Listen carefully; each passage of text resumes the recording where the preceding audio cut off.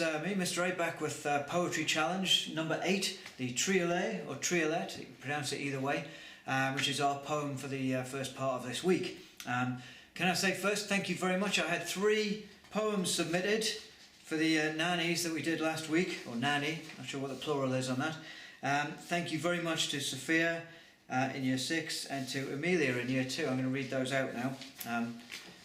They put some pictures with them as well, which are very nice.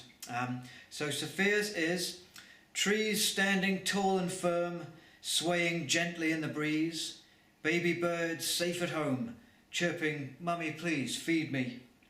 Cool. That's called Safe Haven. That's by Sophia. So thank you very much for that. With a nice picture of a tree to go with that. And Amelia's in Year 2. Let's start with, she wrote 2 for me actually.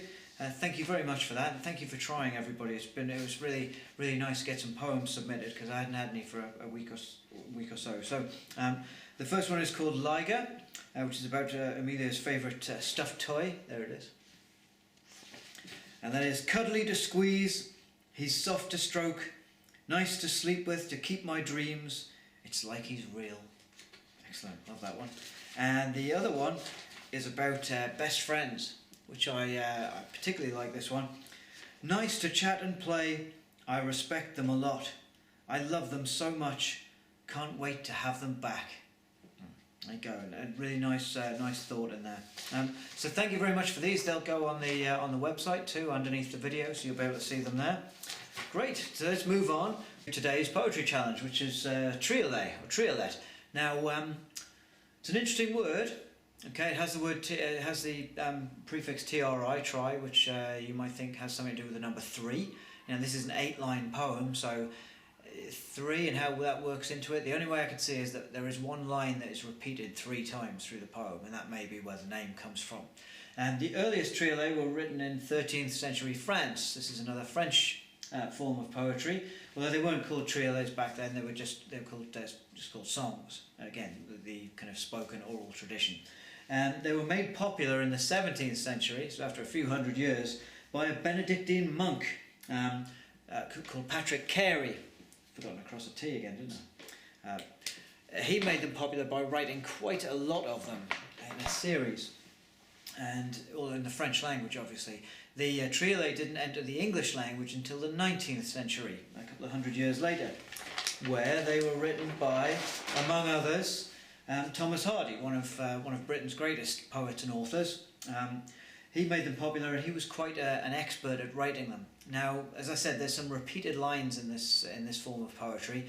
What Hardy's speciality was in that line that's repeated 3 times, having that line mean something subtly different each time you say it, which I haven't managed to do in my poem, but you may be able to have a crack at this week.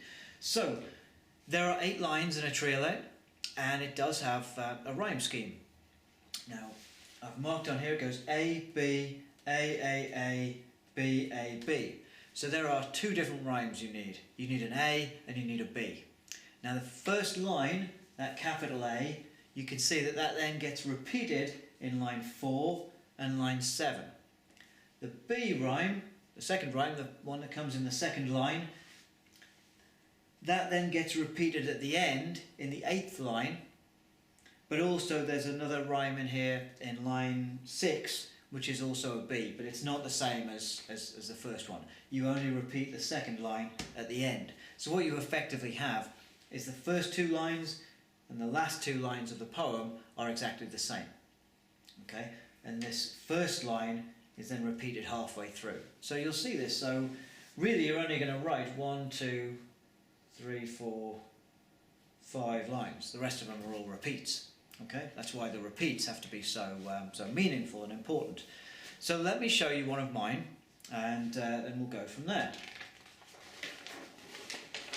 Now, I don't know whether you're going to be able to read this, so I'm going to put it up on the screen here as well, so you can see it through the miracle of technology. So this one, I was thinking about my stairs at home are wooden, right? There's no carpet on the stairs, so forever I am dusting them and hoovering them to get the dust off. Every time I walk up the stairs, it seems like the dust has come back, no matter what I do. And that made me think of this poem, and how sometimes we keep doing a job over and over again, but no matter how many times you do it, there's always more. Like the dishes, okay, no matter how many times you wash the dishes, there'll always be some tomorrow. So that's one of those things. So anyway, here's my poem. Dust gathers on the staircase there, reminder that your work is all in vain.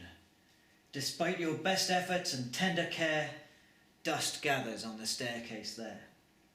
Doesn't seem the least bit fair that though you go to so much pain, dust gathers on the staircase there. Reminder that all your work is in vain. Or sorry, reminder that your work is all in vain. So did you catch the repeated lines? Dust gathers on the staircase there. That's the main one. So line 1, line 4 and line 7, all the same with the rhyme.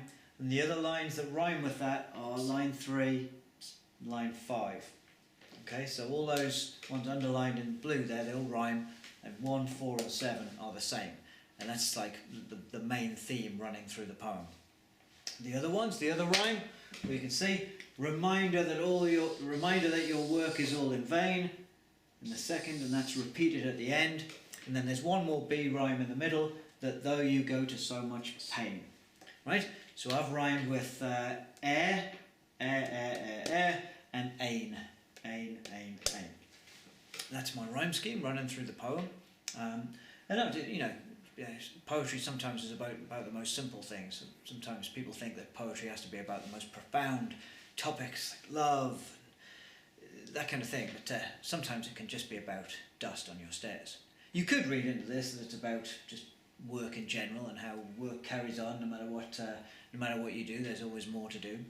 But I always think about it, just dust on the stairs. Okay, so that's your first poetry challenge of the week, the Triolet. Okay, 8 lines, no syllable count, and repeated lines in there. So I'll put the instructions in and a copy of this poem that I wrote in the description to the video, so you can see what I mean. And yeah, have fun with it, and I can't wait to see your submissions. All submissions go to poems@ashford-primary.surrey.sch.uk. Good luck with this, and thanks everybody for taking part, those people who have. Do watch the videos, do have a go at some poems, and because I love to see them and to put them on the website. So take care everybody, have a great day, and I'll see you again on Thursday with another one. Take care, bye bye.